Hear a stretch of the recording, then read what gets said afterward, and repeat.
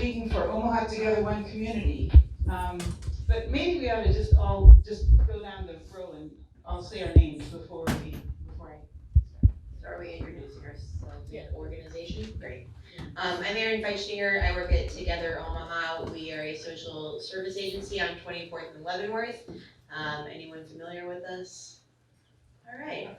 Please, everyone get familiar with us. We welcome all time. So we run one of the largest all-choice food pantries in the state, and we also run a rapid rehousing program.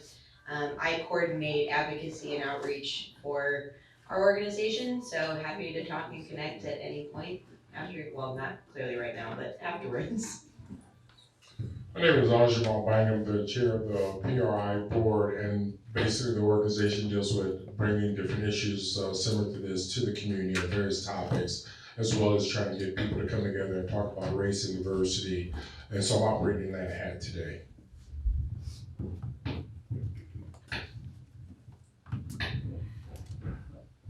Patrick Leahy, I'm here today representing the Missing Middle Housing campaign, which is a group of citizens having a grassroots effort to change some aspects of city code to try to create more affordable housing throughout the city. A little bit about me, how I got involved there. Was formerly on the Papio Missouri River NRD board, where I learned a lot about the development pressures facing the city and how that was going to start to increase a whole host of issues, from tax increases to flooding issues. So I knew something had to be done. That's when I found Missing Middle Housing Campaign as a citizen, which was loosely associated with Mode Shift in Omaha, who I'm sure a lot of you are familiar with. So thanks everybody for coming today, and for the church and PRI for hosting. I'm Dennis Walsh. I'm with Gloria from Omaha Together One Community.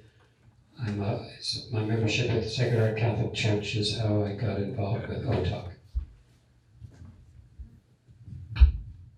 And just to clarify a bit, PRI, Policy Research and Innovation, is could call it a think tank. We work, as the name implies, with policy in different areas: housing, land use planning, race issues, discrimination, and so forth. We have some questions for the panelists to answer, and they have a relatively short time to do that, and then we will open the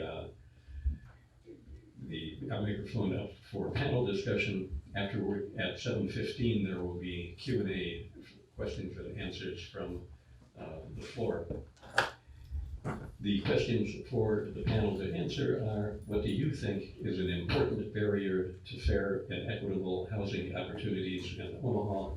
And what are one or two proposals that you have to expand race equity and class equity in the Omaha housing marketplace? And on that note, I think I will turn things over to Gloria. Thank you. Can everybody hear me? Yeah. I can hear me. Is it too loud? Too loud. I can turn it down. Thanks. He knows how to do everything. That's Chuck Austerberry. Okay.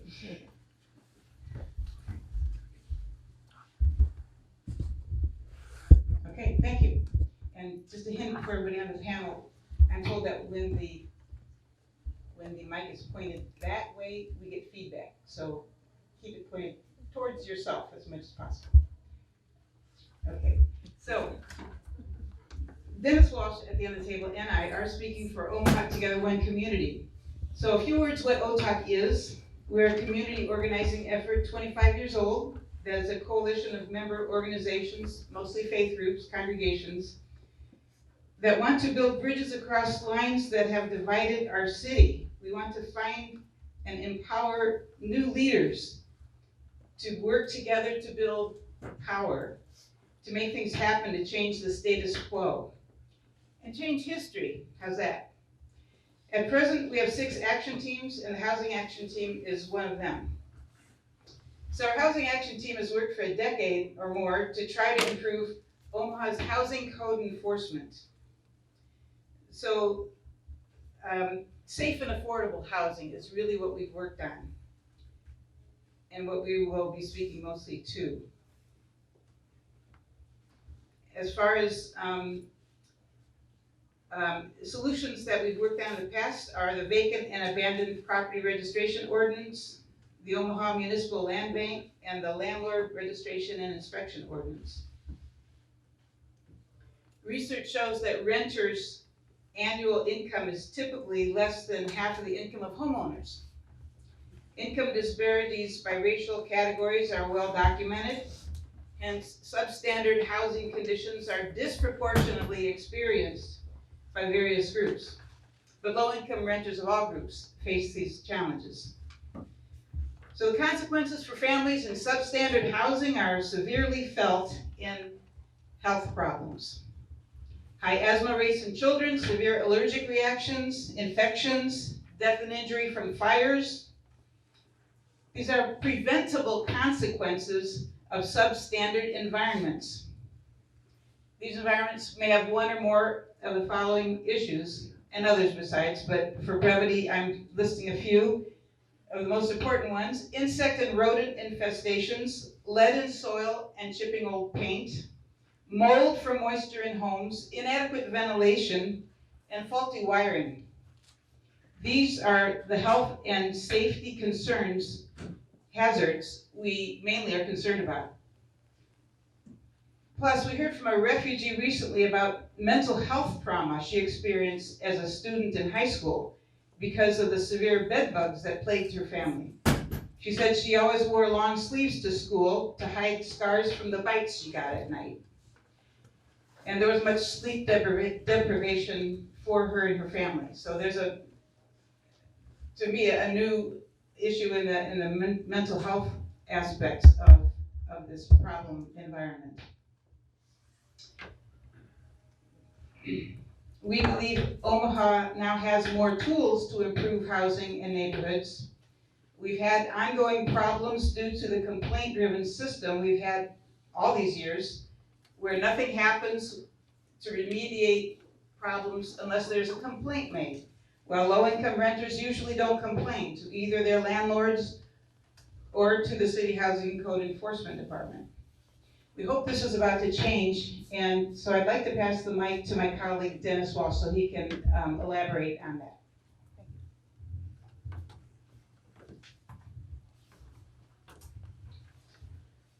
I'm going to talk about the new registration and inspection ordinance on rental property that begins next year. We think rental property is an important part of the solution. The most common source of affordable housing in Omaha is older rental property, and so a high priority should be placed on preserving that and maintaining that housing stock. In terms of racial and ethnic groups, whites are the only group for which a majority own their own homes. Every other racial or ethnic group in the city is majority rental.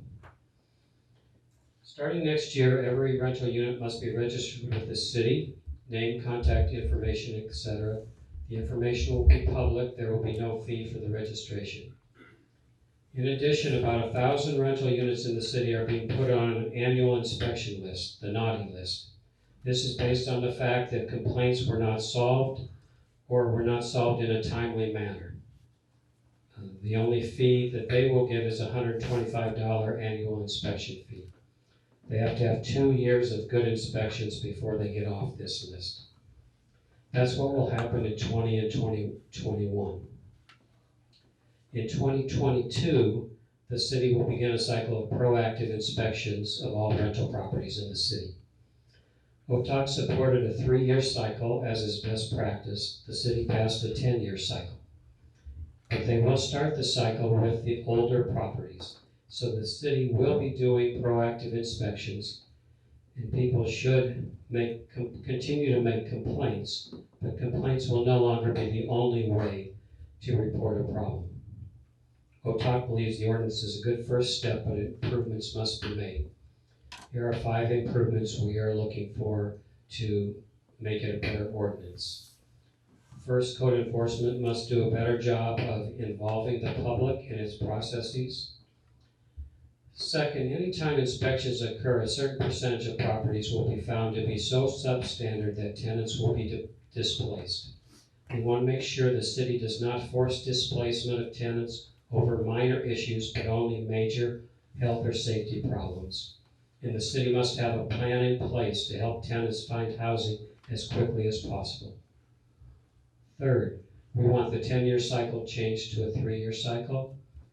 Fourth, we want an annual registration fee so the program can be fully funded and implemented.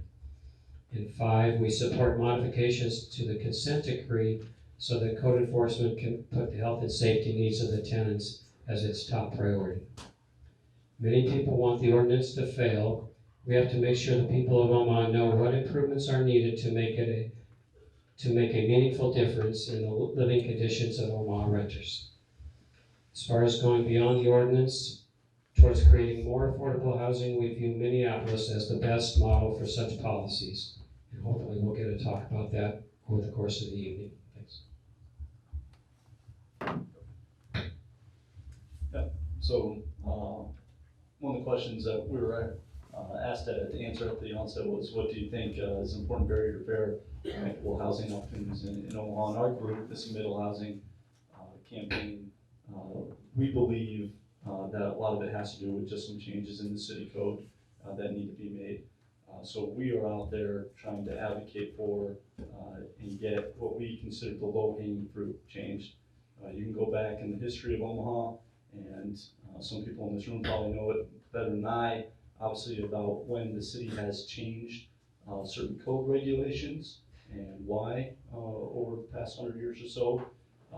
And when I'm talking about city code, I just mean how far a house has to be from the sidewalk, or how high a unit can be in a neighborhood, or if you can have an additional dwelling unit in a home for a single family. Why we think this is important is as people are trying or looking to move back into the core of the city, there's not housing availability there. Most of the developers in town are saying, hey, you know what we can do to satiate this marketplace is build large-scale apartments, condominiums, etc. What we believe is, hey, the city core already has the space available. We just need to create different housing options, a whole host of housing options. So when I say missing middle, let me back up. Let's define that.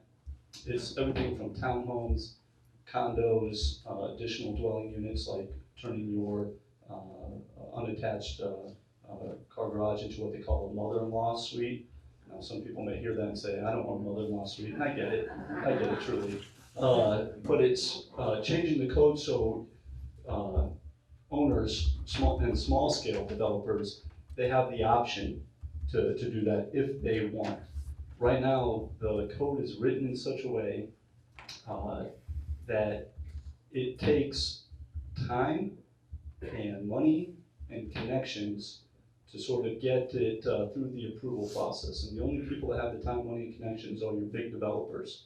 We want to make it so small developers and just homeowners can do what they see is necessary for their home. So when these options are created, you have more chance for rental opportunities, you have more chance for home ownership, because I can say, hey, now it's not a matter of I have this big house that I can't afford, maybe I can purchase this house, but use the attic to create an apartment that I can rent out and increase my income on the side. So that's what our group, Missing Middle Housing, is. What we have in front of mind is just what we call that low-hanging fruit, making some changes in the city code, which will allow for greater options for affordable housing.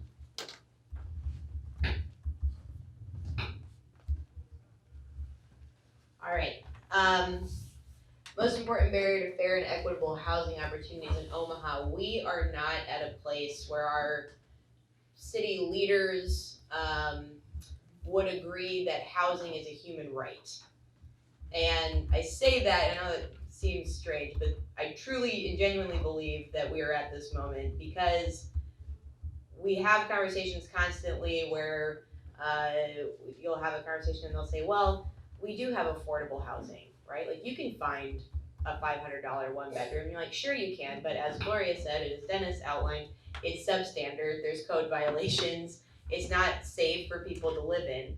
And so affordable, right, when they say, what is affordable housing? Say, well, it's safe affordable housing, it's equitable affordable housing. And it also means that we're looking at the big picture, that there's a holistic idea around housing, that it's not just creating enough, like, it's not creating luxury high-end studio apartments for hypothetical young white Google employees that we're trying to attract to Omaha. I read about this in the paper all the time. I don't know who these people are. I hope they come because we've got a lot of apartments for them. And I think that comes from, we have two competing theories of change that are happening in the city right now. One theory of change, which is a lot of people I think would share the view in this room, is that in order to stabilize neighborhoods, right, what we need to do is stabilize the people who are living in those neighborhoods. We need to make sure that they can access services. We need to make sure that they can get to work. We have to make sure that they have transportation, that they have community, that they have social networks and support and community involvement, all of these things that make life vibrant and that help people survive. So that's one theory of change. And the way that we would do something like that is to increase our options for housing, like the Missing Middle Housing Campaign has said, and also just to set as a priority in our city that we care about these communities that have been left behind in the pushed west right now. Anyway, so I could go on for that forever, and I grew up in West Omaha, so I've got a lot of opinions about it. The second theory of change that I think is winning right now is that in order to stabilize a neighborhood, we need to change a neighborhood. And changing a neighborhood means that we need a new type of person living there. So we declare certain sections of the city blighted, right? And that means that there's poverty, that means that there's a high unemployment rate. And then what the city goes and does with that blighted designation is say, well, what we're gonna do is subsidize high-end luxury development because that's what stabilizing a neighborhood means. We're gonna lift people, I don't know, it doesn't make any sense to me. But essentially what we're doing is we're just giving a new name to slum clearance and a new name to urban revitalization and a new name to redlining and segregation and all the things that have created the problems that we're seeing here in Omaha, and we're giving it a new name and we're calling it urban renewal and urban revitalization. And we need to make sure that when we're having these conversations that they are including the people who live in these communities, right? Like I'm at city council every Tuesday, and the people who are talking about this urban renewal, this urban revitalization are rich developers, rich white developers. And we need to make sure that the communities are involved, and we need to make sure that we're making it a priority that when we're talking about development and when we're talking about renewal and when we're talking about housing, that there is always, always, always in the back of our mind, equitable housing, equal access, fair, safe housing. And instead of just talking about revitalization, renewal, and that kind of thing. And I am about to go off on a tangent, so I will pass it on, if I haven't already. I'm gonna do something a little different. I was walking down the street minding my business, and somebody ran up to me and says, "Austerberry, you need to come and integrate this table." So I came in here to sit down. So it's some diversity in here. No joke, yeah. I'm gonna come at this a little bit different, from a different point of view, and I really appreciate Jack Dunn and Karen Abrams putting this together, because I think this is a different kind of a slant. I'm gonna come from a different angle, so bear with me on how I do this. I grew up in Omaha, and most people don't know this, that I actually lived in subsidized housing after I came back from Africa. I had a college degree, wife, a couple of kids, and I ended up moving to an OHA in a scattered site type house, and I lived there for about a year and a half, or 2 years rather, moved out. But it was a challenge living with the Omaha Plantation Housing Authority, and I'd say that very seriously, the way they operate and still operate. Right. And I think one of the challenges we face in this community is housing is not fair.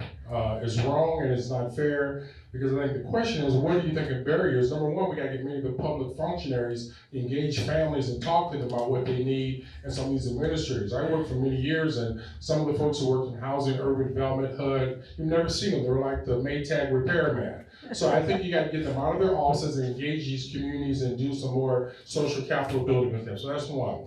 Number two, I think we gotta talk about equity. Again, if you're low income and you're buying your first house and it's hard to pay taxes, maybe we should forgive taxes for people who are low income who's trying to get a home. Think about the number of low income people who live in subsidized housing for 20 or 30 years. They paid off those places, but they don't get to own them or equity. Right. And again, the other thing that I know is that sometimes the ones who did get to buy those homes were employees of Omaha Housing Authority. I get to speak to that because I know about it.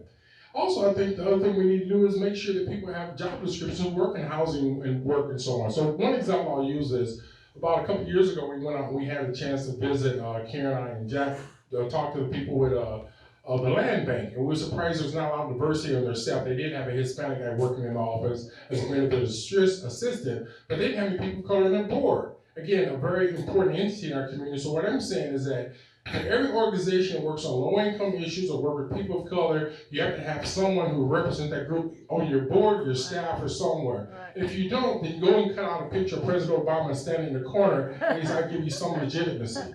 Right. The other issue I think that we face in this community is that we have segregation, and so there are all kinds of side deals that are made in government facilities where we don't pass those same benefits to people who live in urban areas. Again, we're facing gentrification in Omaha as we are in many of the big cities. How do we make sure that there is planned housing development, that we have low-income people or people who are working class in those areas?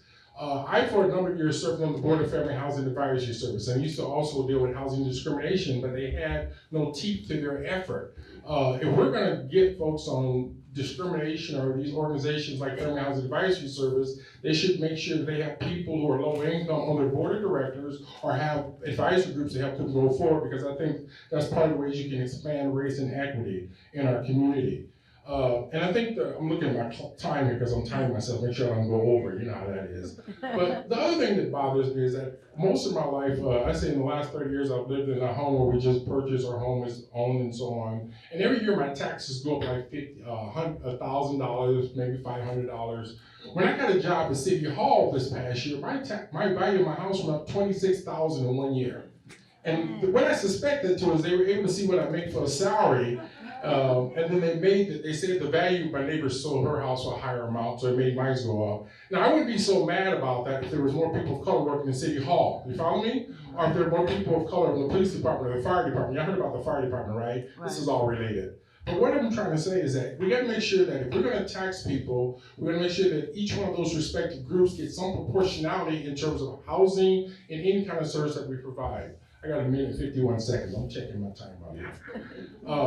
I really think we have to do a better job in all of our nonprofits and organizations that engage low-income people, engage people of color, and we got to do a better job. And we have to ask ourselves the question: if our community is 33% of people of color, how come we're not represented at our tables?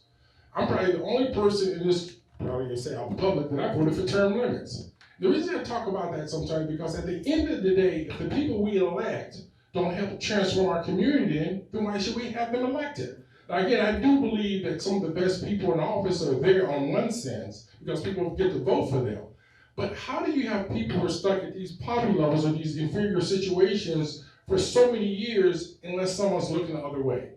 And so again, our topic is about housing and equity and fairness. And when you have people who work 2 and 3 jobs and they can't get quality housing and they pay a disproportionate amount of their money in rent or in housing costs, something is wrong.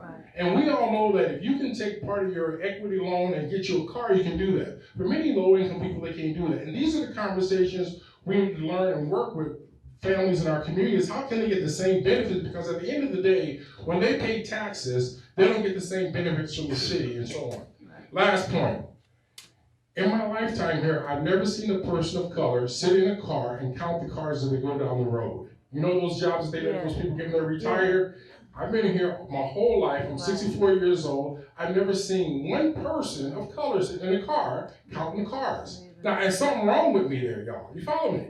And I think it goes back to equity. If we're serious, we gotta have people in the front who who can ask some tough questions and don't get mad at the messenger. Oh, yeah, Bam. that's right.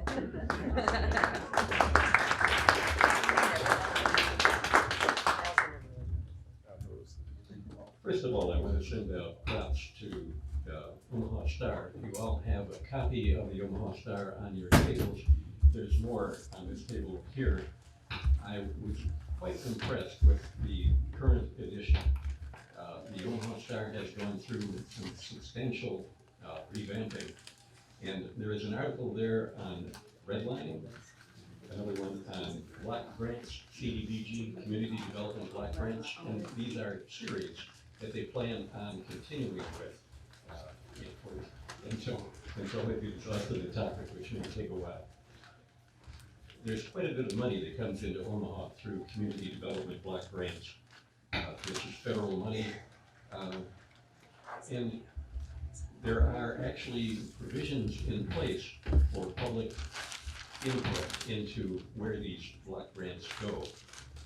Like most other things in what I hate to use the term, but sometimes referred to as our sham democracy, it doesn't work very well for most people. Very few people have an opportunity or even know about the existence of these public hearings, for the fact that there is public input, and there's even less information on what those hearings and that public input and those provisions of the federal government mean to the average person. Which brings me to, somebody needs to time me because I could go on for a while too. Political power is where it's at.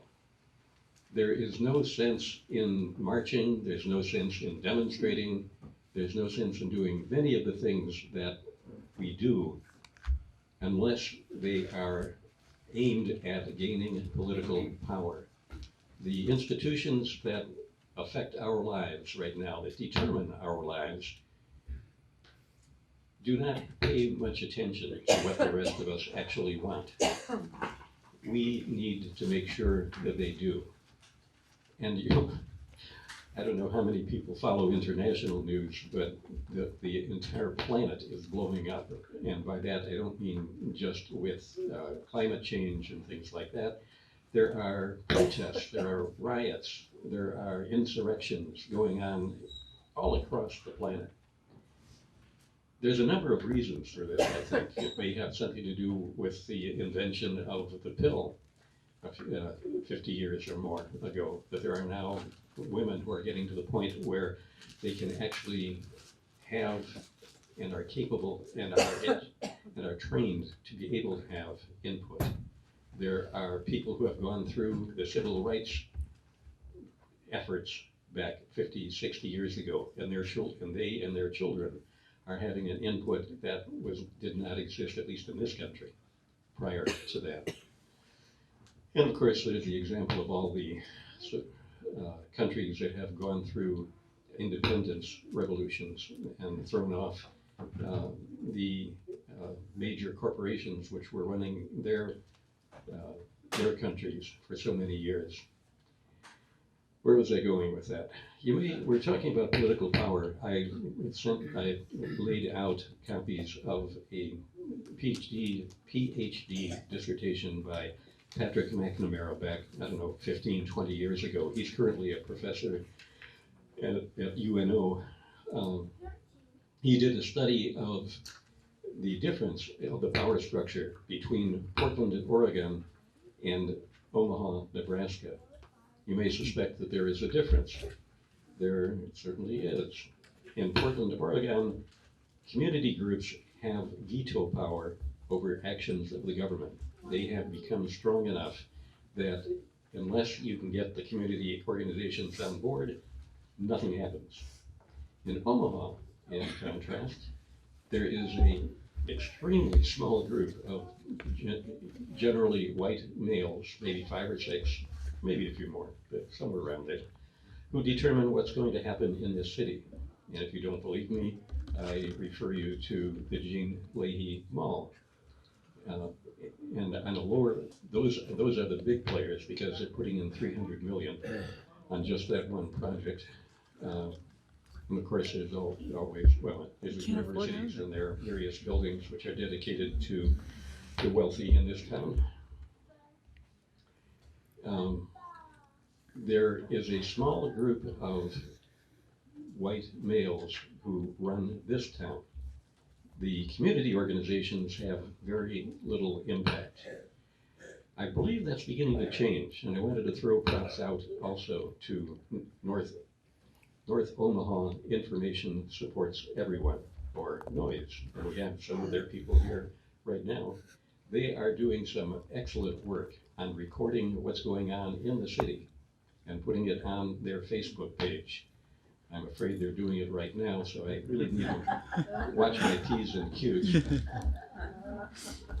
This is a new development. This is something that has the potential for making a significant change in this city.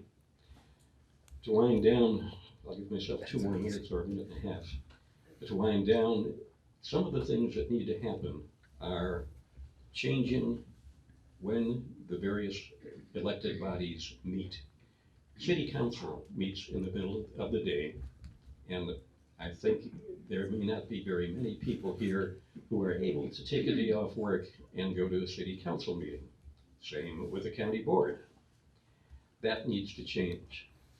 The election times for the city council and the county board are in April, if I remember correctly.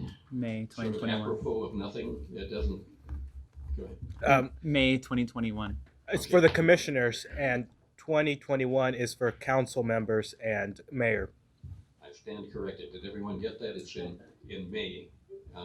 But my point remains the same. This is not a time when people are really geared up for a political fight. What would make a lot more sense would be to have elections for those 2 bodies and for all the other elected officials at the same time as the presidential election when everybody else goes to vote. Or at the same time as a gubernatorial election when everybody else goes to vote. That is the kind of a change that can be, with a great deal of effort, made by the people who are sitting right here and the people like those who are sitting right here. What it will take is having the people who are sitting right here, you, me, everybody else, joining together and making a strong effort, connecting with each other, reinforcing each other, supporting each other, learning from each other, and going on to figure out how to go about making these changes. We are now supposed to be at discussion within the panelists, so let me throw this open to the panel. From there, we will go to discussion with the audience and the panelists, the audience and the audience, the audience and the panelists, that kind of thing. Panelists? Okay. In terms of getting involved, you're not missing much by not going to city. I'm just kidding. We completed a city council meeting in like 37 minutes because that's what all cities of the metropolitan class should do. I'm kidding, seriously.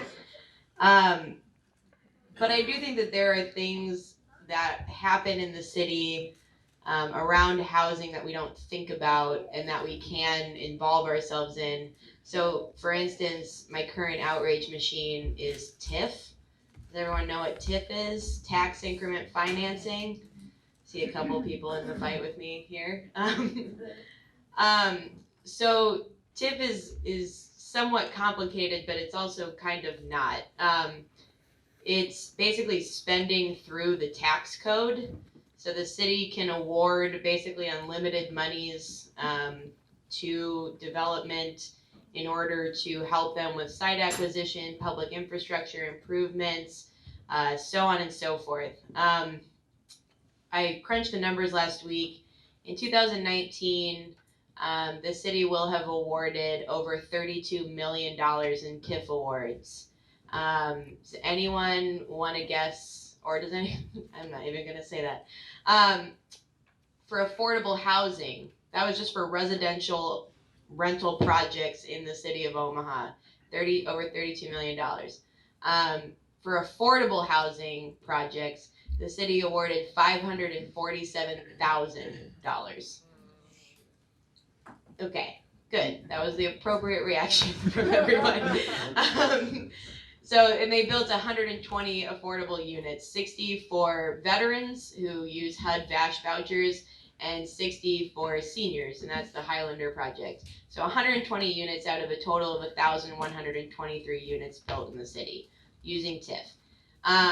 Now, what TIF does is it basically says there's something with the tax code that they don't have to pay their taxes for 15 years, or their real estate property taxes.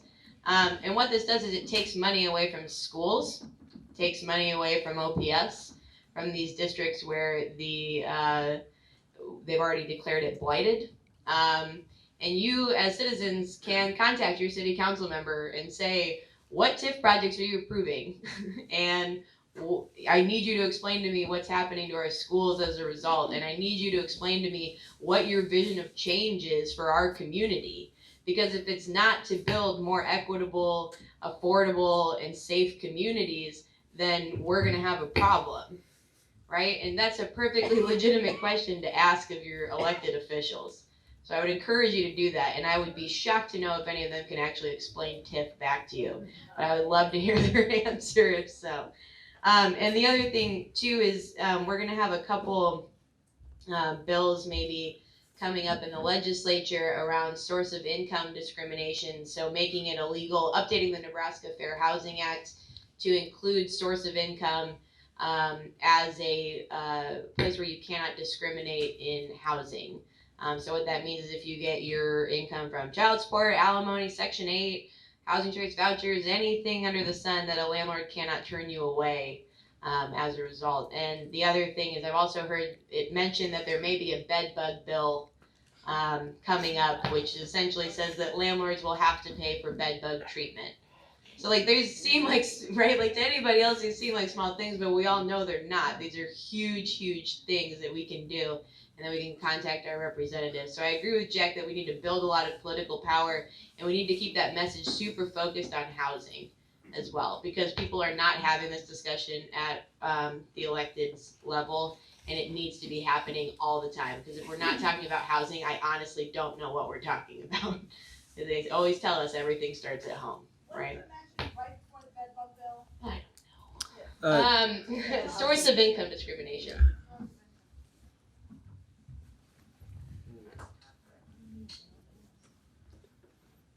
I'd just like to draw your attention, this is Gloria from OTOC speaking, to one of the graphs that you probably, I think all of you have at your table. I don't know if there's enough for everybody, but if you look at the chart that's titled "Supply of Quality Affordable Housing is Not Keeping Pace," I think that deserves a little explanation, and I'm going to ask Dennis to take charge of that. Would you mind?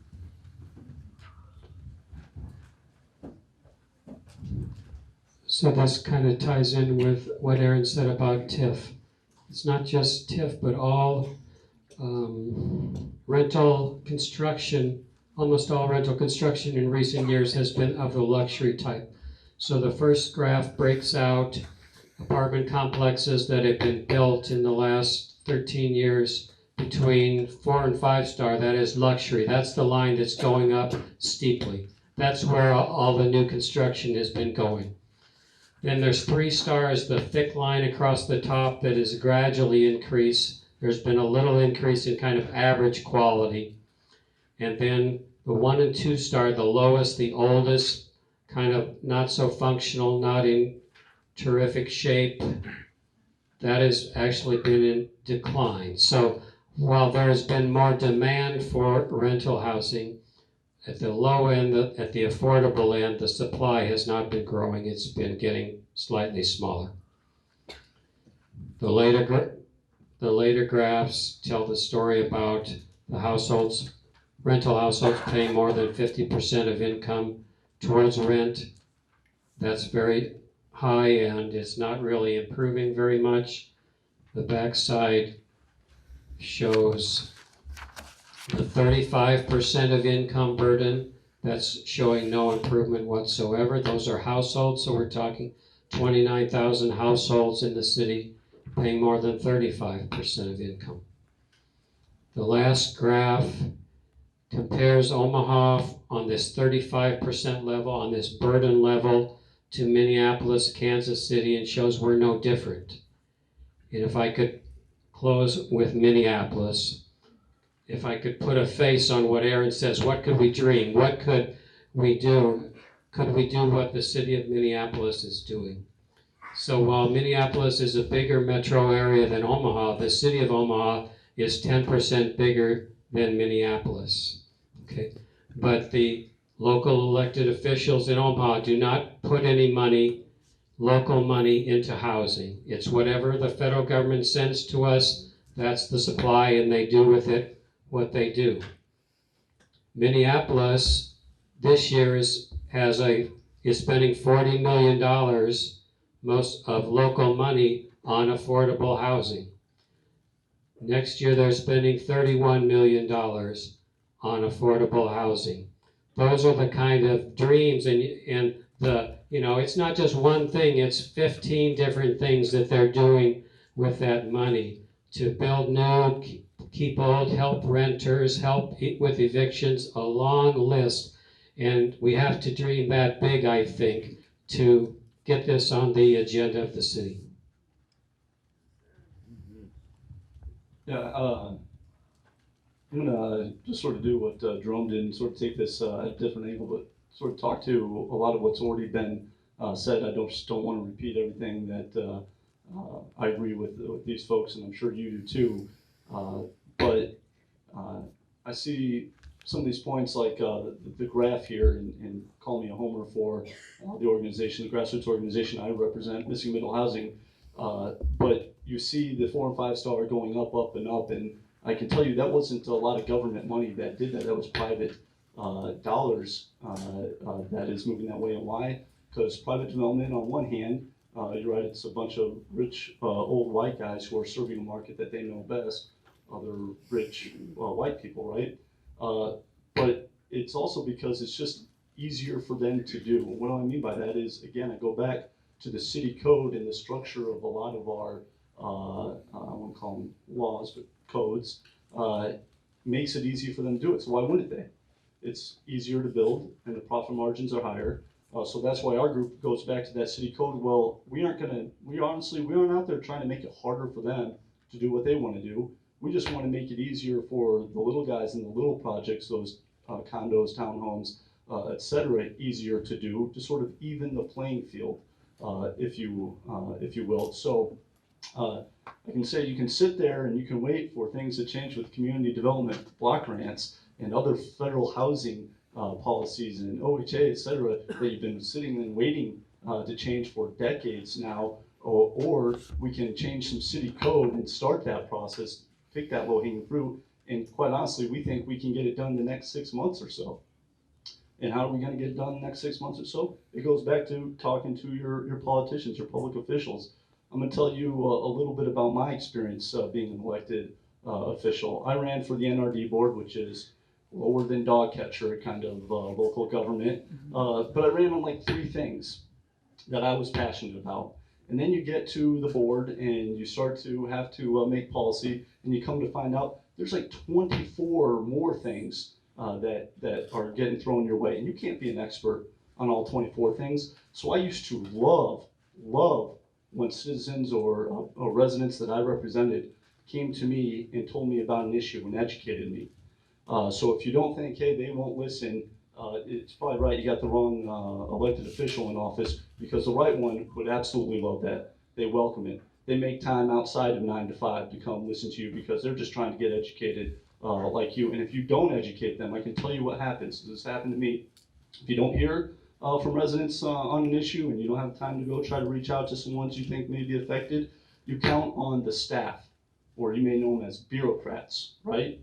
Because that's what they're there for, to be experts on their particular whatever they know, and they've probably done it for 20, 25 years. And I can tell you at Missing Middle Housing Campaign, we recognize this, so that's where we started, was with the city planning department. We said, these are the codes we want to change.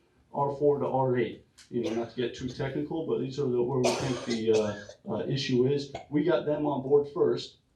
So just in case we weren't able to get a big groundswell of grassroots to go contact your city council person, which you'll hear us asking you to do in the next 6 months or so, if they lean back on the planning department, they're experts, they're staff experts for opinions. The planning department would say, yes, we already visited with these missing middle housing folks, and yes, we heard them in, and we agree.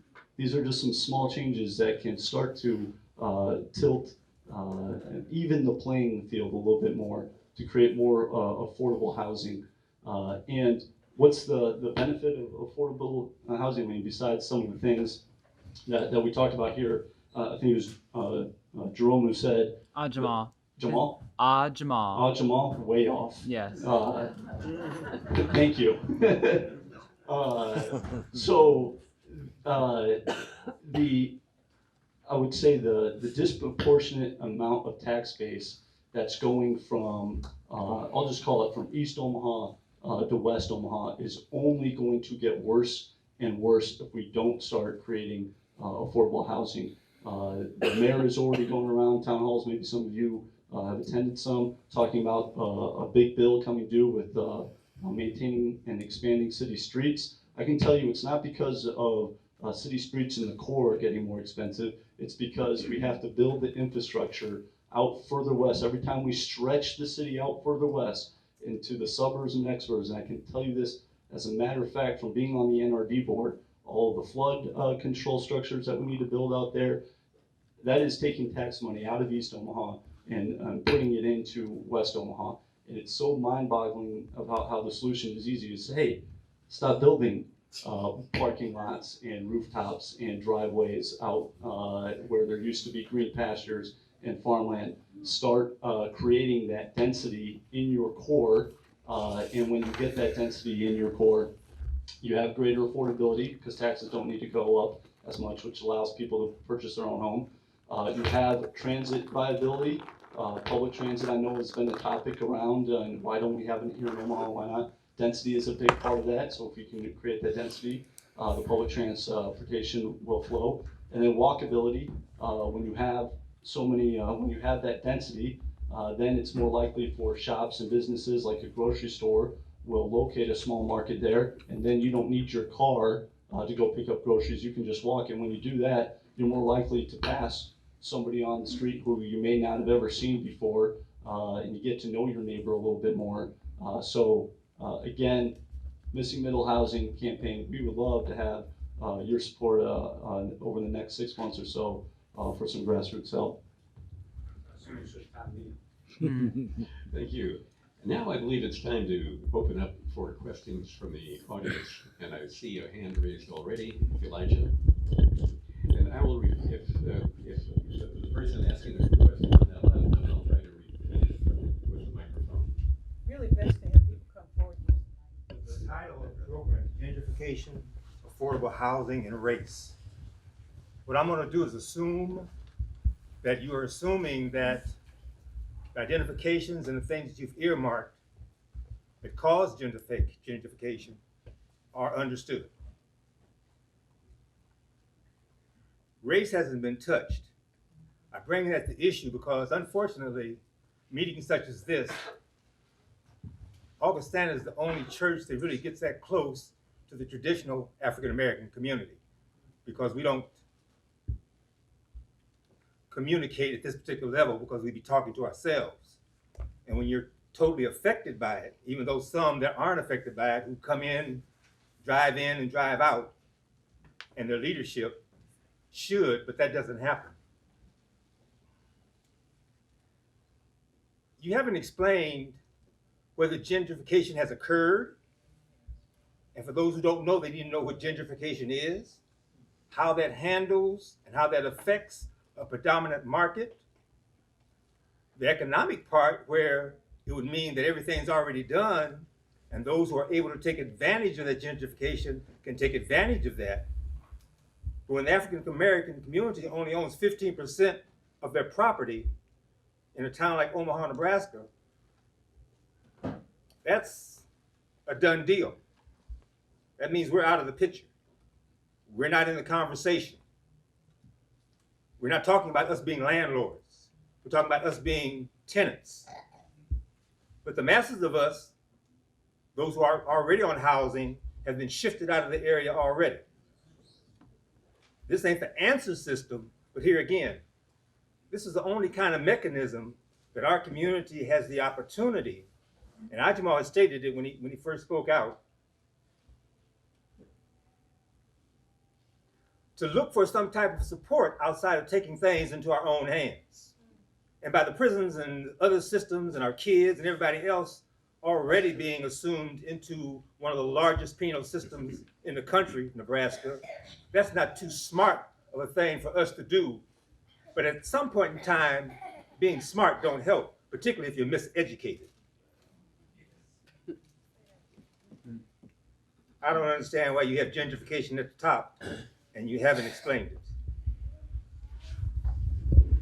Good question, good question. I might respond to it because I like the way you phrased that. You know, one of the things that I like to say all the time, and this, I'm gonna do 3 quick points, but I'm trying to answer it. I know there's a couple people in this room who's really good at poker and bridge. I'm not gonna look at them, but I know they're really good. And if you wanna talk about poker and bridge and talk to me about it, I don't know what you're talking about. Right. Now, I know people in this room who are good at chess. I don't know how to play that either. You follow me?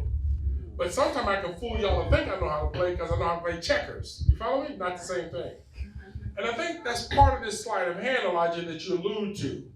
There are things that happen right in front of us, and we really have not even learned to articulate it to deal with it. We know something bad is happening. And the point I really want to think, and I'll say this, I suffer from SDADD. It's self-diagnosed attention deficit disorder. So when people start talking on one topic, but it's not the real topic, my mind goes to a different place. But what I'm trying to say, folks, if we are serious about this gentrification, I saw it when I went to Brooklyn, New York, I saw it when I went to Chicago, I saw it even here. And there's some of us who are in positions of leadership who won't call it out because there are deals that have already been made. And some of it is pure economic, some of it's race, some is class, some of it's all of above. But the point I want to lead with, and I think it's your point you raised, Elijah, and I probably don't want to answer it well, it goes back to the notion that how can I advocate or do stuff if I'm not prepared to do it for myself or anyone else? So in other words, it's like years ago, I'm not going to call the agency out because I like this agency a lot, Appleseed and Voices for Children, but they were talking about public policy, and I asked a simple question. How many letters have you written in the past year? You want us to do that, but what have you done to push the envelope back? So Elijah, going back to your point, what have we done individually or collectively to make sure we have diversity in this community and that we don't get the manifestation of gentrification, which is happening? And I know PRI did a previous event. We had a great turnout, but our shortcoming was we didn't have the next steps. And I think part of this could be the next step. What do we do to reverse that? And again, I didn't answer the question exactly, but if you don't talk about race, if you don't talk about the encroachment of what happens down in City Hall and what's happening in this community, First National Bank, Creighton, all the entities who are moving forward, if you go around on Isler Street, all those little apartments going up there. Who's talking about that in our community, and is there diversity or addressing gentrification there? And those are the questions I think you raised, but I don't necessarily think I answer because I don't know how to play chess, I don't know how to play bridge, I don't know how to play poker. I don't play chess well at all. Gentrification is displacement. I think that's the simplest explanation for it. In terms of race and class, right? Yeah. Okay, So gotcha. like, That's what for it is. instance, what's happened in Omaha and what happens in cities all over, right, is that, you know, decades ago, all the white people decided to move to West Omaha because East Omaha wasn't up to their standards, right?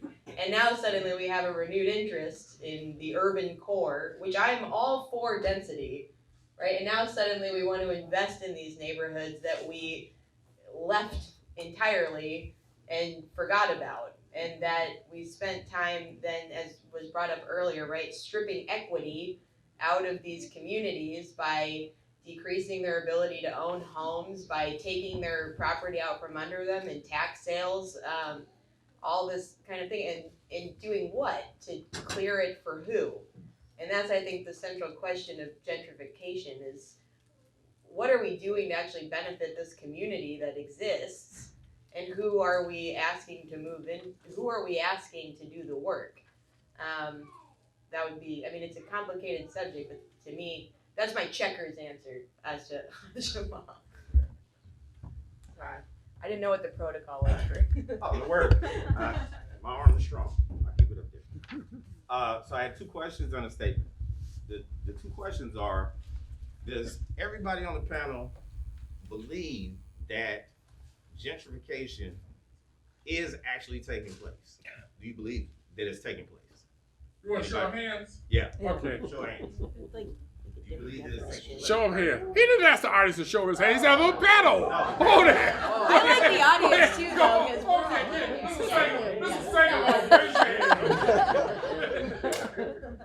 This is The second question I have for the panel is, if you believe that gentrification is taking place currently, are you, within your capacity in your different organizations, are you doing something to counteract gentrification?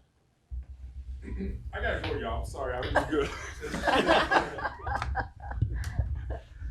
Yeah, I would say that's missing middle housing campaign is with those changes in code, because it allows people to age in place out of the market in a way if they the costs start to increase, to find ways to create those. I called it a mother-in-law suite. I think the technical term is the additional dwelling unit. So they can find a way to maybe rent that out or allow a family member to live there, so they can age in place. And when the Gen Z or new millennials want to come into the core of the city, they don't need those, I call them big box apartment complexes where you have to buy out neighborhood, what would you call it, urban renewal. Instead, they can just find those condos and townhomes that can be built in sort of the nooks and crannies if we change the code. And you may say, oh, Patrick, wait a second now, there's already condos and townhomes now. I would say those were built before certain code changes, and I don't pretend to be an expert on the history of why those changes were made. You have some information in front of you.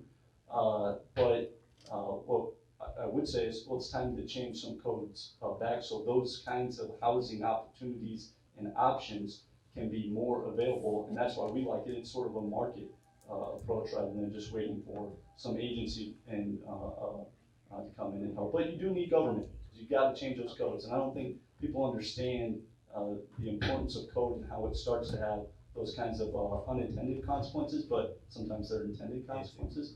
Make sense?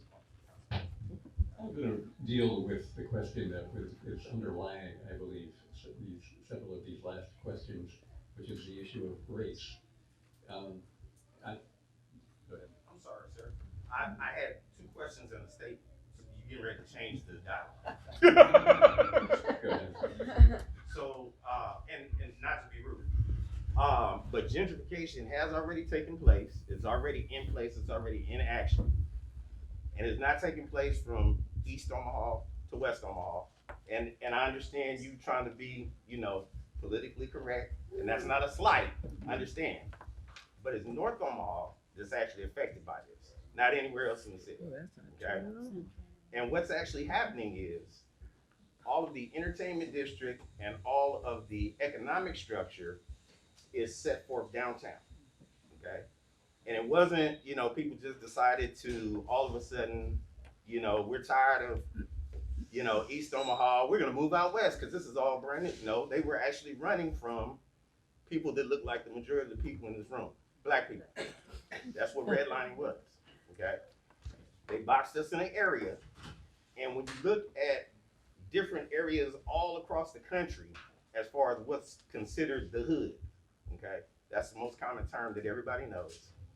You didn't find things like backyards, fenced-in yards, two-story houses.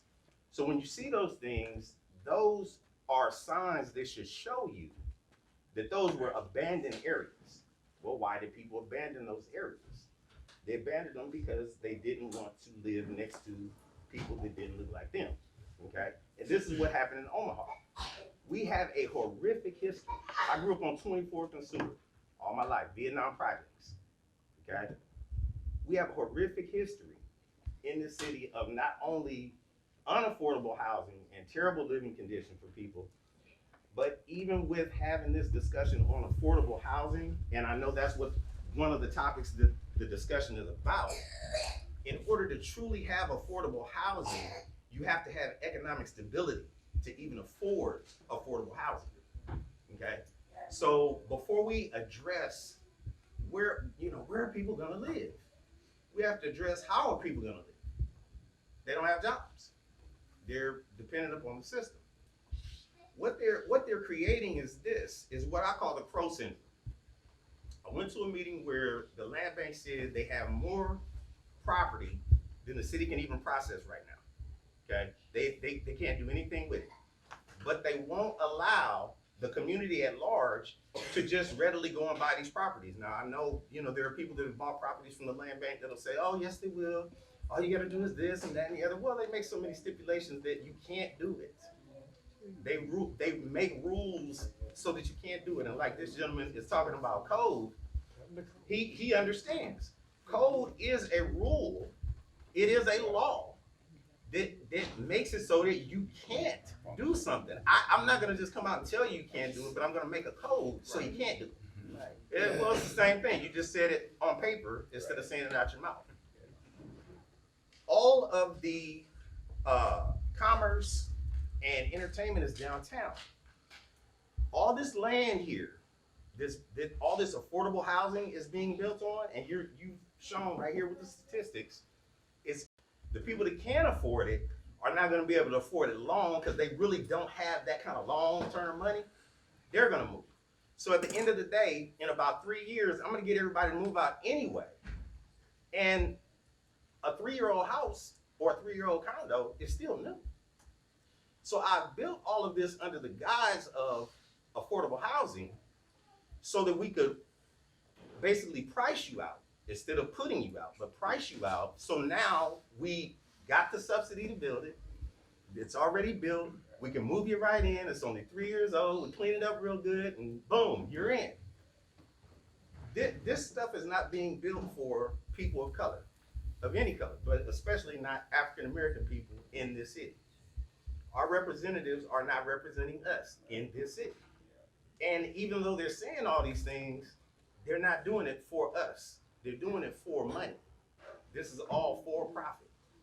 And it's not just, Caucasian people or this person, that, no, it's everybody that's in it for money, okay? You have to have a heart to make sure that there's equity for everybody. You can't be just about money.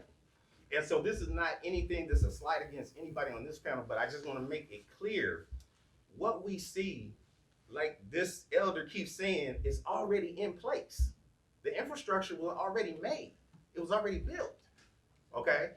All they're doing is executing the 50-year plan they already had, okay? So either, we have two options, okay? We can either slow it down. We can't stop it. We can slow it down where we can have some stake in the community, okay? Or we can get them to own what they've actually done, call the elephant that's in the room pain, and make them pay us to move out, okay? That's really the only two equitable options, okay? That's I like that pay to move out. I like that. No, seriously. I mean, basically, it would be like a reparation. You just own what you've done, and take the penalty. You know what I'm saying? And then we move. And this gets us to the action part of the discussion. And there's several answers out there. Doing good, bro. Very good. Very good. Appreciate it. We should have you up on the panel, bro. What do you think? Number one thing, this ain't no joke. This is real what you're saying. So it ain't about no laugh. It's about real. We serious. We know. We with him. There's a question way in the back there. John, did you have one too? So, I'm Melissa. Hello, everybody. My question really isn't for the panel, it's for the people that came. I think we were looking for something, like maybe an answer to gentrification. I have seen a lot of faces at a lot of different meetings, like the Forever North at the Union. I went to City Hall, listened to the mayor give her beautiful soapbox speech. and nothing seems to be giving us any better feeling about what's happening. They tell us to vote.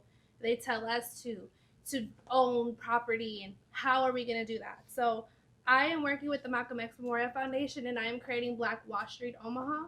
It is my baby, and what I'm doing is I want to create a business directory so people can shop local businesses within the community. That's the best way to strengthen your is by building an infrastructure and supporting locally. So we need to start moving our money around in the community more than sending it, shopping out west. Being in before we went to the bank, people can buy from an owner. We live in a capitalist world. No matter what we do, there's always going to be banks with interest rates. There's always going to be landlords looking for the best, the highest amount of rent. I worked, I don't know if you've ever heard of Dominium. I worked for Dominium for 2 years. It's a tax credit company with that. Literally everything they did was like horrible. Hated working there, had to quit because I hated seeing Section 8 families put out every couple of months because they were 2-3 days late, and then their late fees were $100. If your portion is $50, why is your late fee $100? So there's a lot. We can go on and on and on and on about redlining and the issues and all of this, so we can come to these meetings, but change is not going to happen until we start looking within and start shopping amongst our family members, putting that money where our mouth is and buying those lands. Land bank is probably really hard to purchase, but if we come together, 2-3 of us bought a piece of land and we held it and we kept it until we were ready to build on it, those are ways we can fight gentrification. Places like the Union displaying the N-word publicly, yes, it's a form of expression, but they're pushing our comfort levels in our own community to see what they can get away with.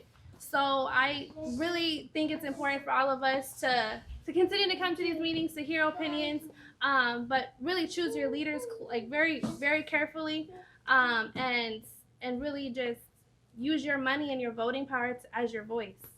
That's all I gotta say.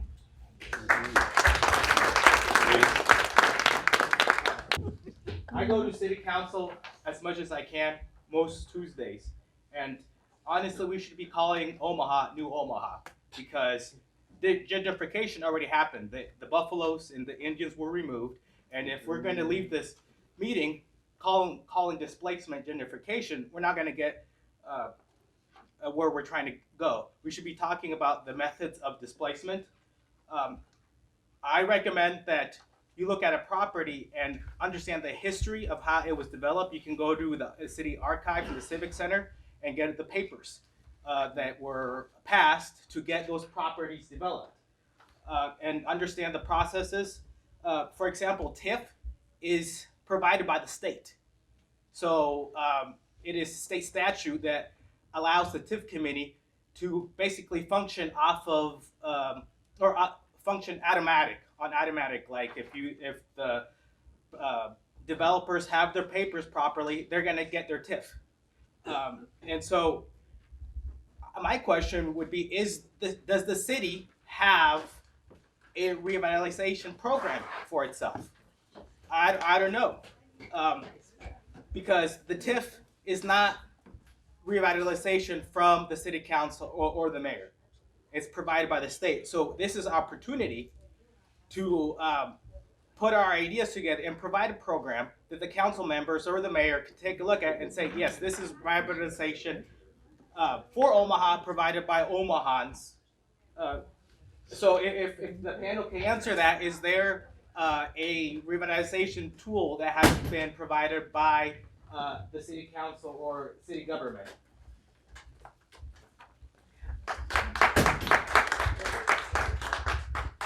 Did you want to answer that, Donna? Or you got a question? No, I don't have an answer for that. I just wanted to say there's been a lot of discussion tonight about gentrification, affordable housing, and I just want to say on the behalf of my organization, we identified that as a need and we tried to do something about it. It's very easy to talk about problems, but it's challenging in this community to come up with viable solutions.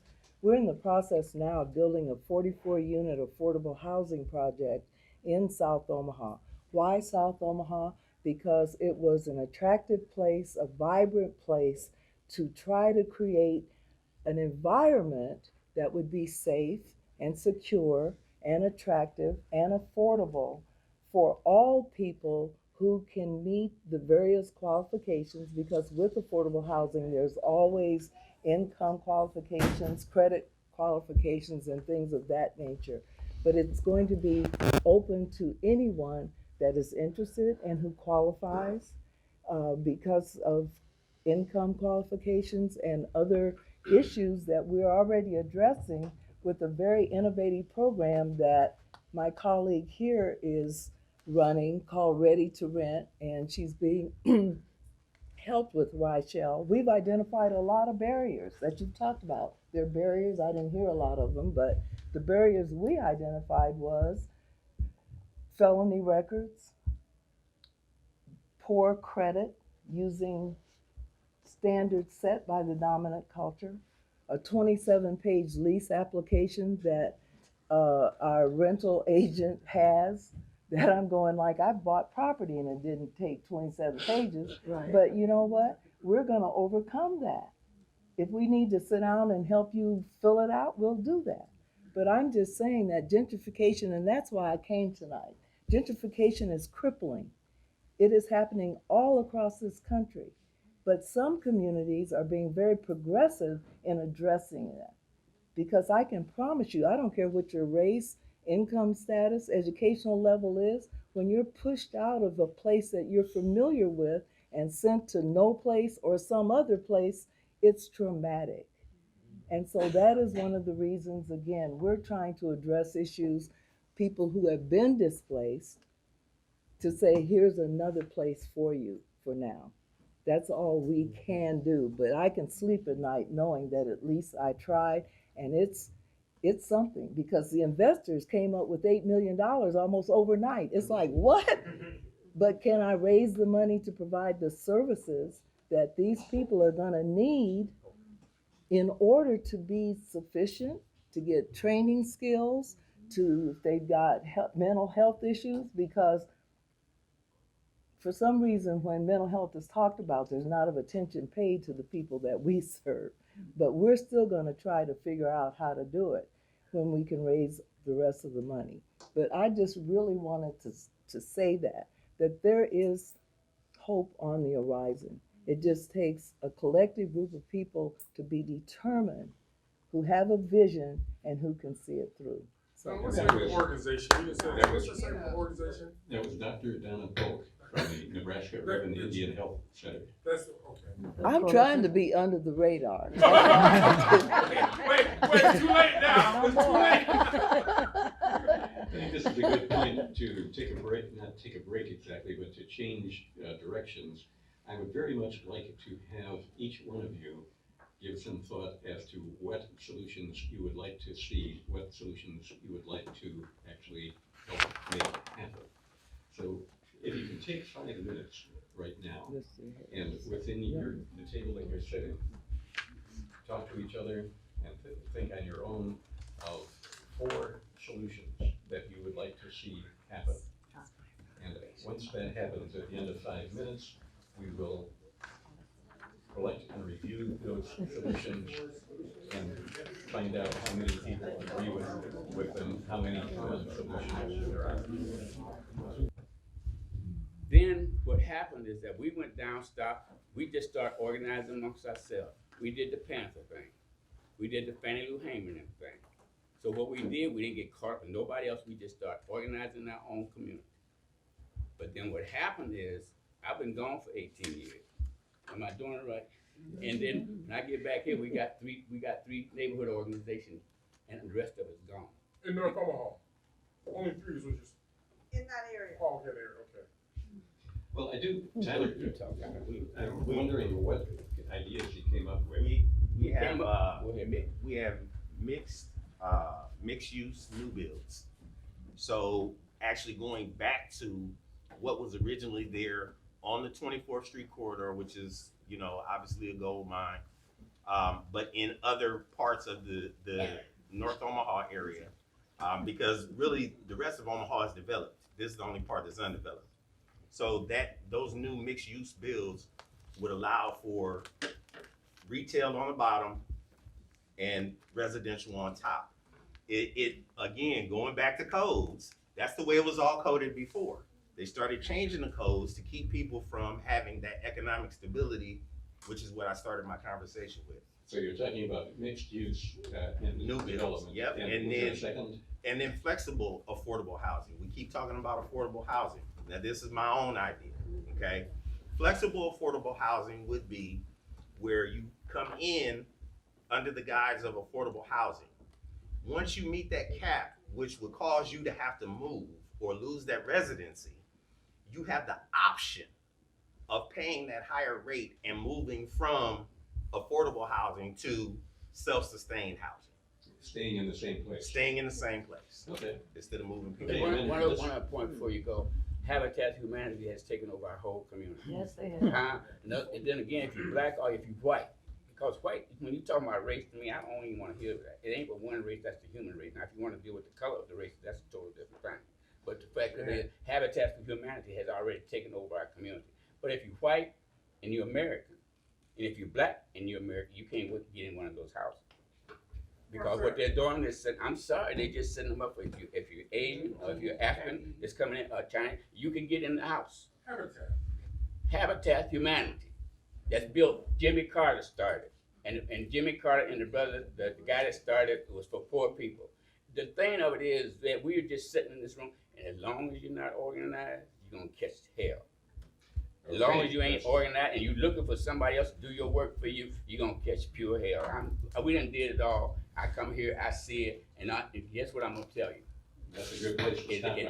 I'm gonna tell you simply this. You, the government, if you don't wanna act like the government, then they're gonna do that. What's Alex? In other words, the Koch brothers program, that's what you're dealing with. They sitting here giving you their orders, and they taking your money, and they going out west, like the brother said, and building up project. Ain't nobody out there, because why? They get the money. I was talking to a brother. Tyler, we really need to go.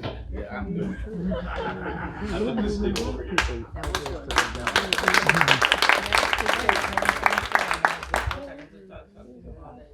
Is there anyone at this table that wants to give their top two ideas? Anybody got any ideas?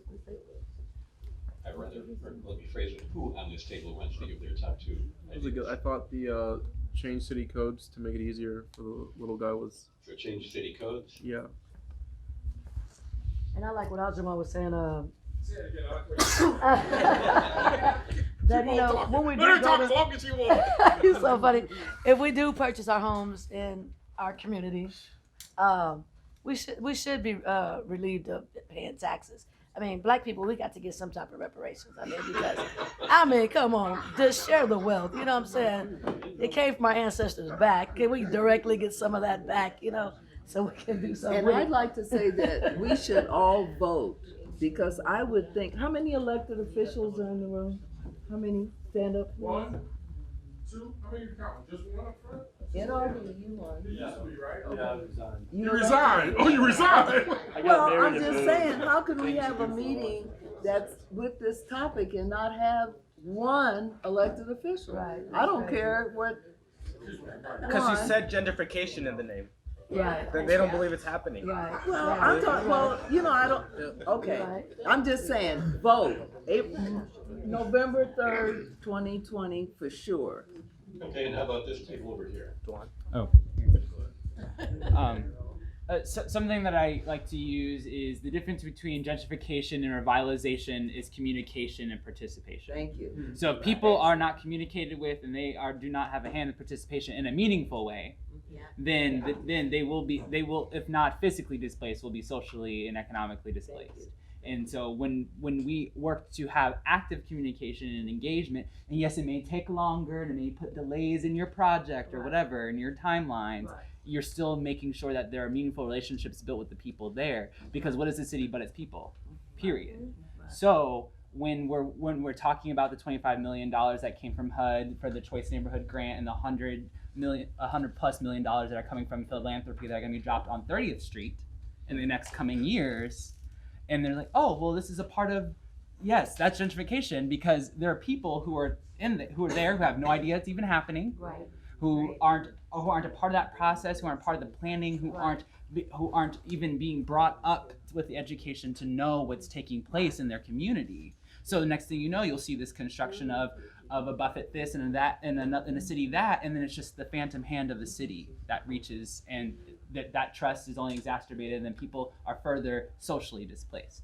So this is communication and participation. Yes. This young man knows what he's talking about because he definitely emphasizes communication and participation. Tell us your name and how you do your communication. Yeah, so my name is Dewan Lamont Hayes. I'm the founder director of Noise, North Omaha Information Support Everyone. We are recording this and we'll have it uploaded on our YouTube channel and share it via there. I'm also working with the Omaha Star, writing an article specifically about affordable housing. Right. I interviewed Jesu, will be talking to Holy Name, Habitat for Humanity, J Corp, Omaha 100, and Fair Housing Advisory Services to really get their perspective on what they call affordable. The general term used for affordable, just for clarity's sake, is that HUD uses 80% of the median family income or below is what they identify as affordable, and the median family income for Omaha is $86,000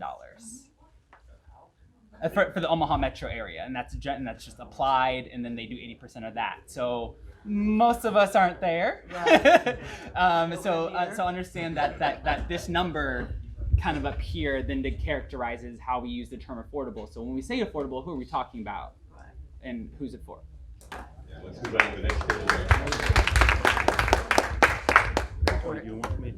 We came up with, let's see, John suggested that we should explore tiny houses as a way to address homelessness and breaking up of families.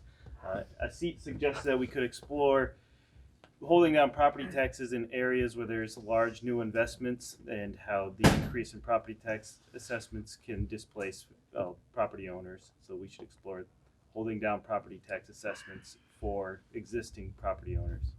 So can everyone hear that? Okay, good. Let's move to this table. And voting. Yes. Okay. We had three things that we talked about. One of them was the increasing need for affordable housing.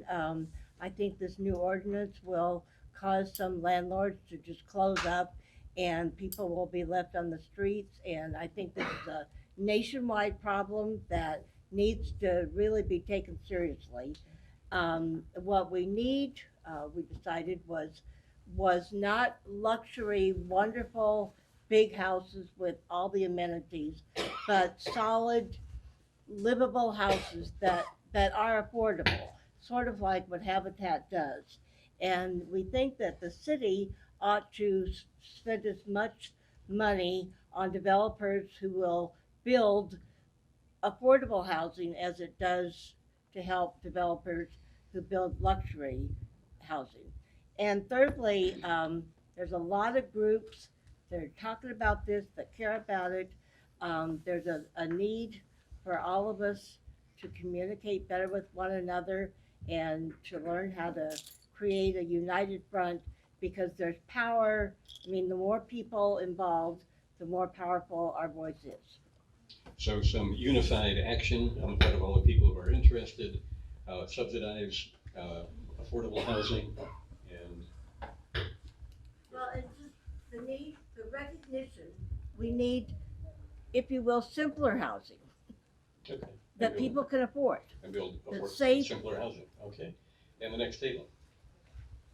So the first suggestion was to create transparency in political and economic processes, so that the question was, how do we follow a process to the end of the process? How can we make sure that we stay engaged, that we know what's happening when we go to a meeting about the revitalization of a neighborhood? How do we know that our input did anything? And we don't see that happening currently.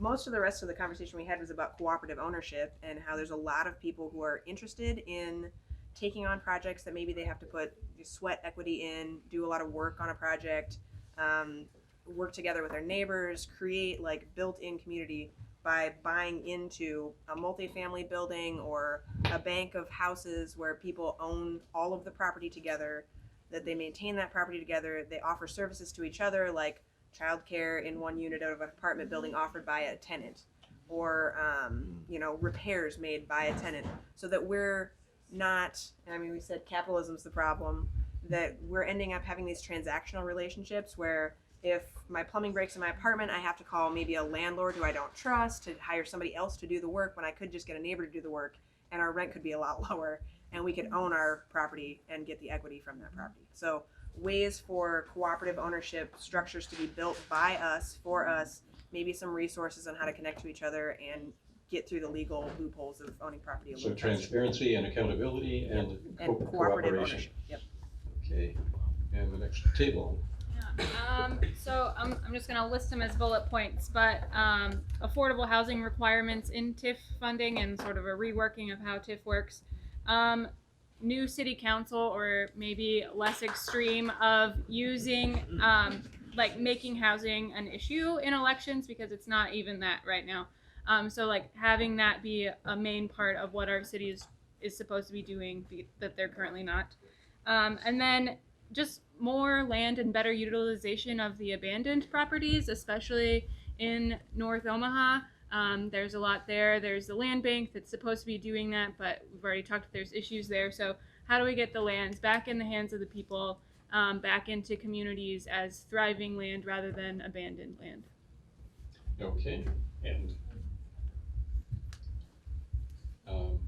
I'm having a brain fart here, and so I'm not going to do a good job of summarizing, but I think you did a very good job of just giving the bullet points. Did everyone get that? Yeah. Okay. Let's move on to the next table.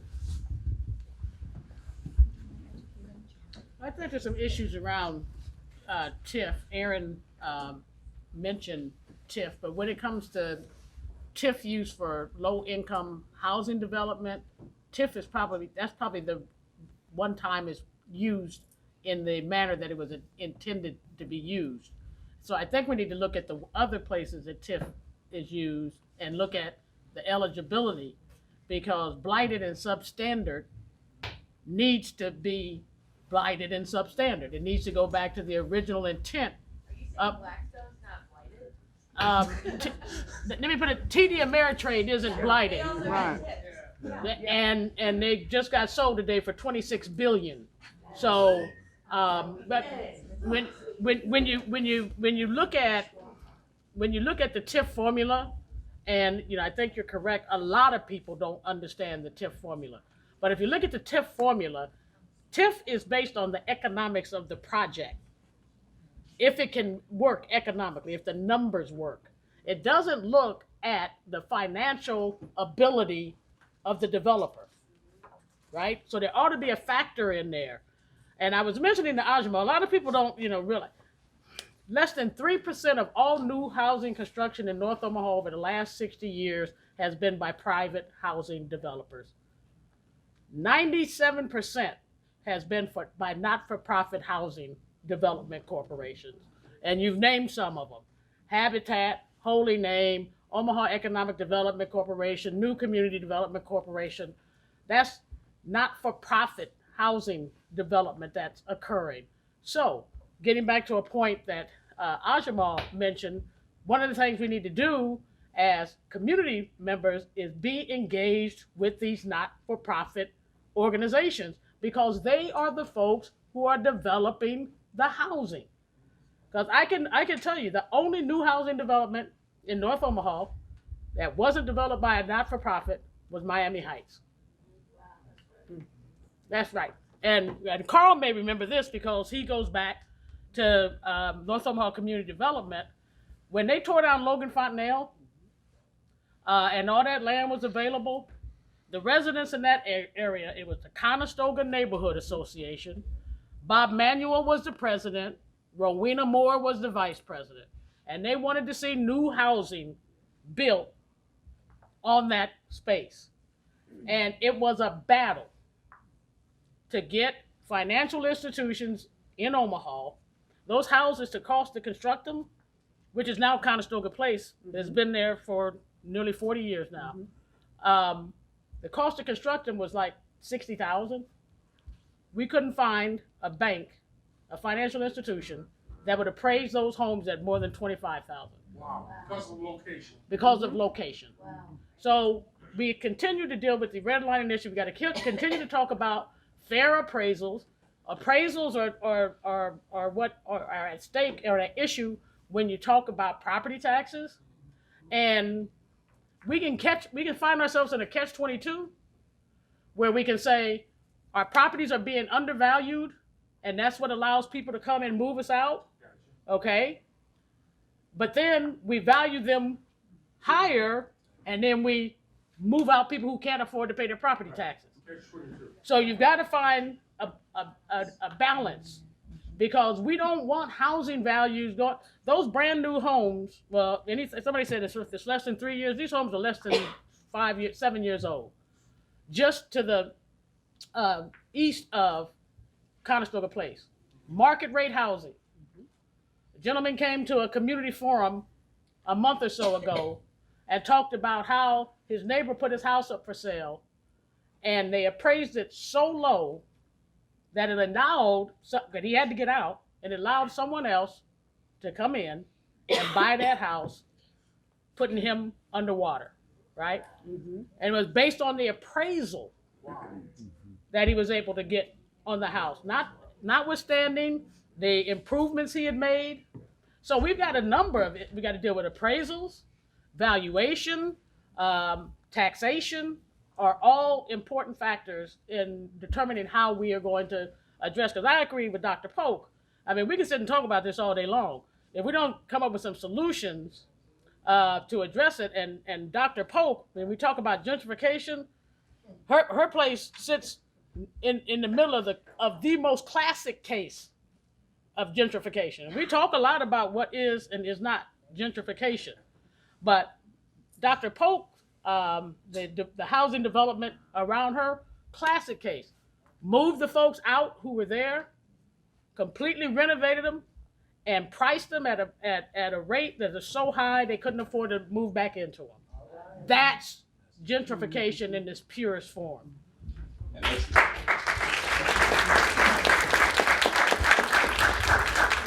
move to the corner table. Our table? What were the major two items you came up with? Ours are rather quite simple. Rebel. You talk about rebel. You have a broken system, and no matter what you grandstand and vainglory say, it. Look, I'm in my 40s, 5 teenagers, baby. What has changed? Some of you are older than me. What has changed? What committee has done what, other than talk? So I say rebel, and that means you must not be a coward. You must not be fearful. The fearful and the weak have their portion, and don't be that. The other thing would be deconstruct the current regime. And what does that mean? Rebel. You challenge all authority, perceived authority, all legal authority, perceived legal authority, jurisdiction, or so-called jurisdiction, everything. I do that, and I'm just one man. So all of this stuff means, like I said, I hope you feel good when you go home. It does nothing. Yeah, the system right now, you cannot fix the system working within the system. It doesn't work. You're gonna have to dismantle the whole system. And you gotta do that with absolute no fear. A lot of our men are incarcerated.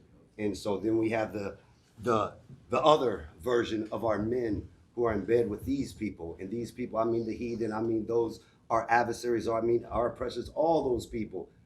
What's changing? Like I said, I raise my children solo. I homeschool my kids solo. You know what I mean?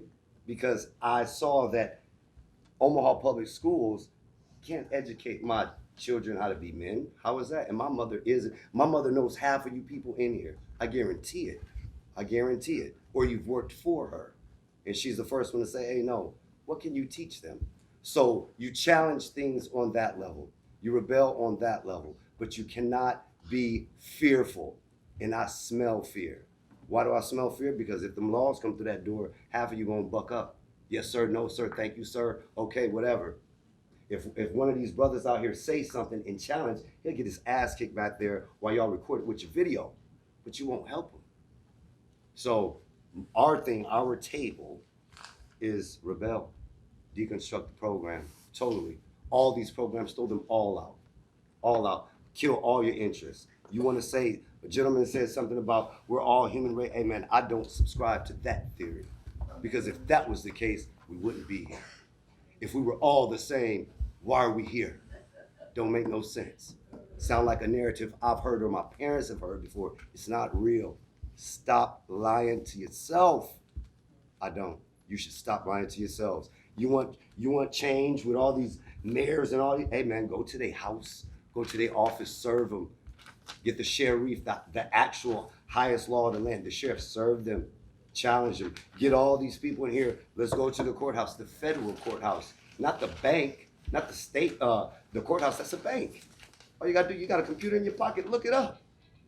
Challenge it. Stand on something actual. Other than that, you just stroking yourself, making yourself feel good, or stroking these other people, and it won't do nothing. I said, I have a primary concern. 4 boys, 3 here. I worry about the police. Come in here, I worry about the police. That's what I worry about. So instead of fear, I'm at your door serving you.